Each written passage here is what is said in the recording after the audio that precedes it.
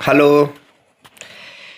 तो good evening सभी स्टूडेंटों से। देखिए, ये जो शॉर्ट है इसका अर्थ है ये बनाने का, बिल्कुल नहीं घबराना।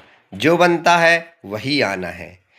जो आपसे विश्वास के साथ बनेगा वही आपके पेपर में आएगा। सबसे सरल सरल क्वेश्चन आएंगे। जो मोस्ट विकल्प बताए गए हैं एक बार फिर से हम बता देते हैं। 6.1 के पूरे आपसे खालिस्तान बने, 10.1 के पूरे खालिस्तान बने और 14.1 के पूरे खालिस्तान बने। यहाँ से आपको विकल्प 100% मिलेगा।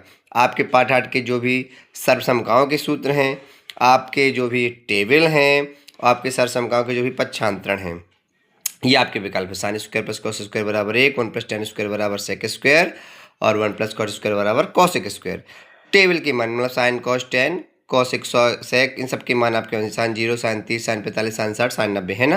साइन 0 का 0, साइन 30 का 1/2, साइन 45 का 1/√2, साइन 60 का √3/2, साइन 90 का 1। यहाँ से इनके पक्षांतर लाल बटे का कवटे लाल से रहना चाहिए, ये विकल्प। फिर इसके अलावा पार्ट 3 में आपने पढ़ा होगा समीकरण युग्म के 3 प्रकार के हल आपने पढ़े हैं, अद्वितीय हल, अनेक हल और कोई हल नहीं। इन तीनों की कंडीशन, अद्वितीय हल की रेखाएं कैसी हैं, प्रतिच्छेदी समांतर रेखा किसमें होता है, कोई हल नहीं में। संपाती रेखा किसमें होती हैं, अनेक हल में। ये बनना चाहिए, इनकी कंडीशन बननी चाहिए। ये आपसे एक कंडीशन बननी चाहिए, विविक्त कर आपने जाना होगा। ax² + bx + c = 0 का विविक्त कर क्या होता है, d = b² - 4ac। इसकी कंडीशन आपसे बननी चाहिए, जब b² - 4ac शून्य से बड़ा होता है तो मूल हमारे क्या होते हैं, वास्तविक और असमान। दूसरा, जब b² - 4ac शून्य के बराबर होता है तो मूल होते हैं वास्तविक और समान।